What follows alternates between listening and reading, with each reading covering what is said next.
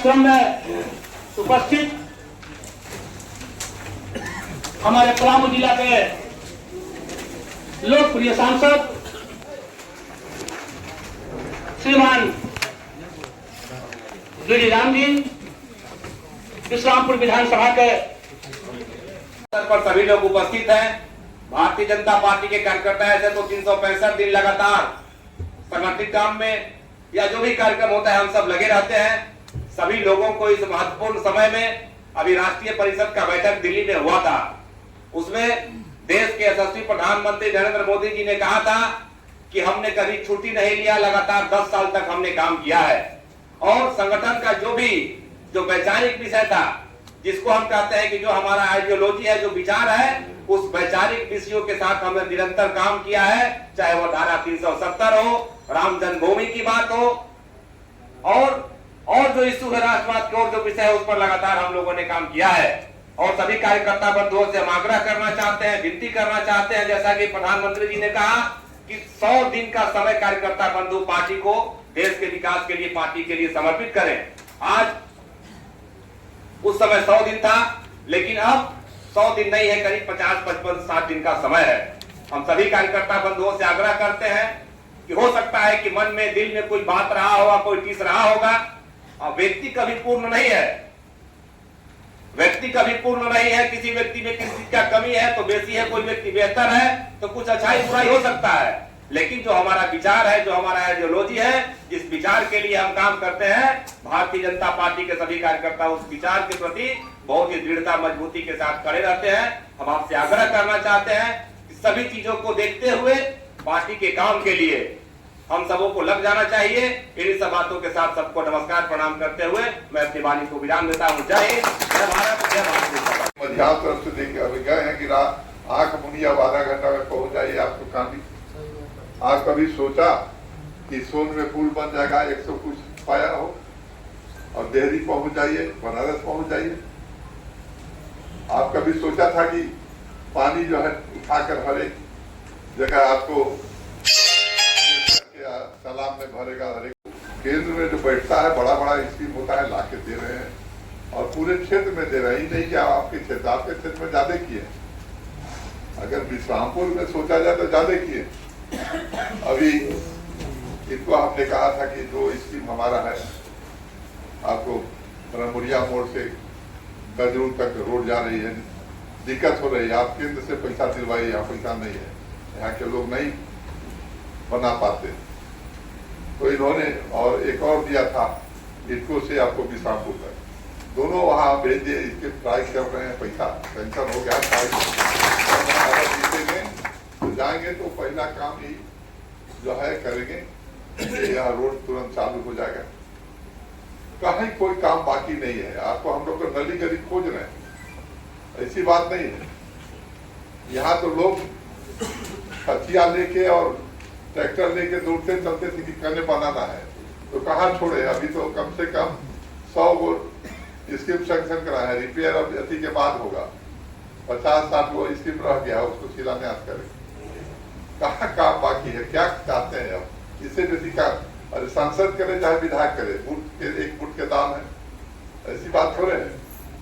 सत्ता वहाँ है तभी ना हम काम कर रहे हैं।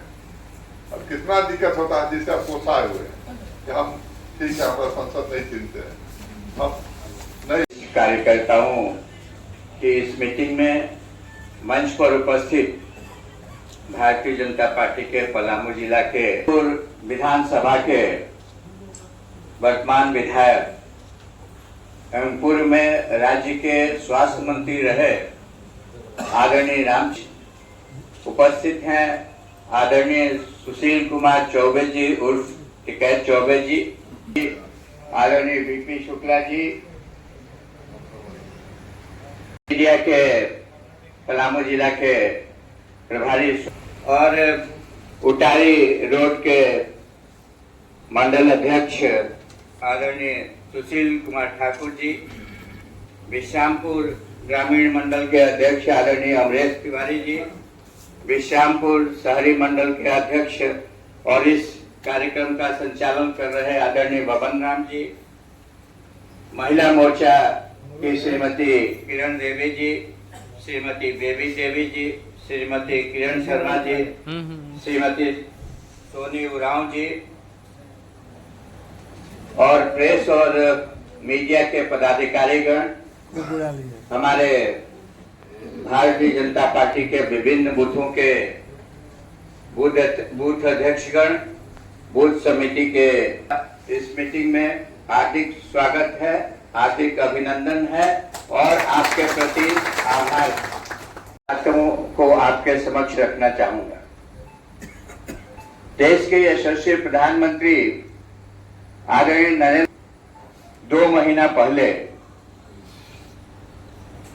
नेशनल काउंसिल राष्ट्रीय परिषद की मीटिंग में, जिसमें आदरणीय रामचंद्र चंद्रवंशी जी उपस्थित थे, अमित तिवारी जी उपस्थित थे, बहुत सारे भारतीय जनता पार्टी के देश के विभिन्न कोने से आए वरिष्ठ कार्यकर्तागण उपस्थित थे, मंत्रीगण उपस्थित थे, पूरा भारतीय जनता पार्टी का शीर्ष नेतृत्व उपस्थित था।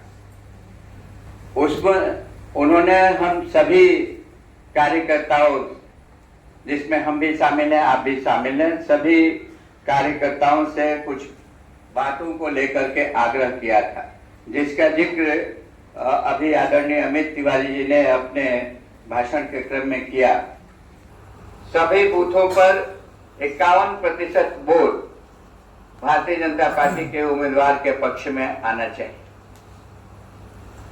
तीसरी बात उन्होंने कही थी कि भारतीय जनता पार्टी को अपने बलबूते, अपने कार्यकर्ताओं के बलबूते, उनके परिश्रम की पराकाष्ठा के बलबूते 370 सीटें आनी चाहिए। भारतीय जनता पार्टी और सहयोगी दलों के साथ मिलकर के 400 का आंकड़ा हमें पार करना चाहिए। देखिए, ये 370 और 400 के आंकड़ा की जो बात है, वो बात बहुत सोच समझ करके कही गई बात है। किसी भी सरकार में प्रभावकारी निर्णय लेने के लिए बहुमत की सरकार का होना जरूरी है, और खास करके जब संशोधन करते हैं संविधान के अनुच्छेदों में, तो ऐसी परिस्थिति, तो ये 370 का आंकड़ा और 400 का आंकड़ा हम सभी का कर्तव्य बनता है कि उसको प्राप्त करने की कोशिश करें। इसके साथ साथ आप सभी को याद होगा कि भारतीय जनता पार्टी ने सभी अपने सांसदों विधायकों से कहा था कि आप अपने अपने क्षेत्र में जो बूथ कमजोर है, जहां जो बूथ आप जीत नहीं सके हैं, उन बूथों की सूची बनाएं और उन बूथों के सशक्तिकरण का काम करें। हम सब ने ऐसी सूची बनाई थी और आपने सभी ने मिलकर के उन बूथों का भ्रमण किया था, उन बूथों के लोगों के बाद से बातचीत की थी, उन बूथों में रहने वाले लोगों से ये निवेदन किया था कि भाई भारतीय जनता पार्टी के उम्मीदवार के पक्ष में आप वोट दें, हम आपकी जो समस्याएं हैं उसको दूर करने का प्रयास करेंगे। पलामू संसदीय क्षेत्र के अंतर्गत भी हम लोगों ने कुछ ऐसे बूथों को चिन्हित किया था। हमारे क्षेत्र के अंतर्गत ऐसे जो बूथ, जिनको हम कमजोर बूथ कहते हैं, और कमजोर इसलिए कहते हैं कि वहां भारतीय जनता पार्टी के उम्मीदवार विपक्षी पार्टी के उम्मीदवार से मत पत्रों के लिहाज से पीछे रहे। ये विश्रामपुर के अंतर 188 नंबर बूथ से शुरू होता है, तो 189 नंबर जो हमारा बूथ है राजकीय प्राथमिक विद्यालय उर्सुला पश्चिमी भाग, यहाँ पर भारतीय जनता पार्टी के उम्मीदवार को 113 वोट आया था और विपक्षी उम्मीदवार को 207 वोट आया था। उर्दू उच्च मध्य विद्यालय डिहरिया पूर्वी भाग, यहाँ पर भारतीय जनता पार्टी के उम्मीदवार को 50 वोट आया था और विपक्षी उम्मीदवार को 529 वोट आया था। इसी तरह से राजकीय उत्क्रमित मध्य विद्यालय झगड़ुआ पूर्वी भाग में भारतीय जनता पार्टी के उम्मीदवार को 117 वोट आया था, विपक्षी उम्मीदवार को 195 वोट आया था।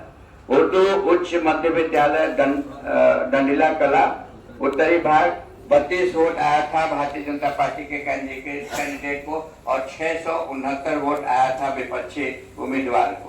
उसी तरह से दंडीला कला दक्षिण भाग में 129 वोट बीजेपी के कैंडिडेट को आया था और 152 वोट विपक्षी उम्मीदवार को आया था। उच्चतर मध्य विद्यालय कोशियारा, इसमें 312 वोट आया था भारतीय जनता पार्टी के कैंडिडेट को और 414 वोट आया था विपक्षी उम्मीदवार को। उत्क्रमित मध्य विद्यालय मुरमा कला में 93 वोट आया था बीजेपी के कैंडिडेट को और 214 वोट आया था विपक्षी उम्मीदवार को। न्यू उर्दू प्राथमिक विद्यालय कुंडी 102 वोट आया था बीजेपी के कैंडिडेट को और 214 विपक्षी उम्मीदवार को आया था। राजकीय उत्क्रमित मध्य विद्यालय नीमिया में 170 वोट आया था बीजेपी के कैंडिडेट को और 392 वोट आया था विपक्षी उम्मीदवार को।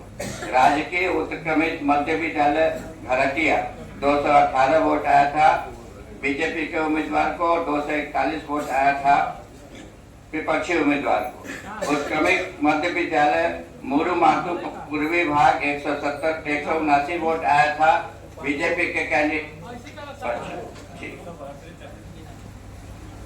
272 तक है। ठीक, ये यहाँ पर हम पिछड़ वैसे बूथों पर विशेष रूप से ध्यान देने की आवश्यकता है और उन बूथों पर हम विजय हासिल कर सकते हैं, ये मेरा मानना है। तो कृपया करके वैसे बूथों पर हम जरूर आने वाले चुनाव में ध्यान दें, उसको मजबूती प्रदान करने की कोशिश करें ताकि वहां पर हमें सफलता मिल सके।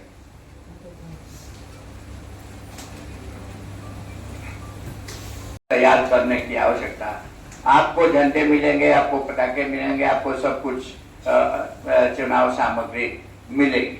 उस चुनाव सामग्री का रामचंद्र बाबू कह रहे थे और सही कह रहे थे कि उस चुनाव सामग्री का सही और समुचित उपयोग होना चाहिए। वो चुनाव सामग्री मान लीजिए वहां से डाल्टनगंज से चला, यहाँ पर मंडल में आया, मंडल में ही पड़ा रह गया, कार्यकर्ता को नहीं मिला तो उस चुनाव सामग्री का उपयोग नहीं हो पाया। तो चुनाव सामग्री का हमें उपयोग करना है और प्रचार प्रसार ज्यादा से ज्यादा करना है। लेकिन कभी भी विपक्षी को कमजोर नहीं समझना चाहिए। नहीं, दुकान में हम नहीं है। कभी भी विपक्षी को कमजोर नहीं समझना चाहिए।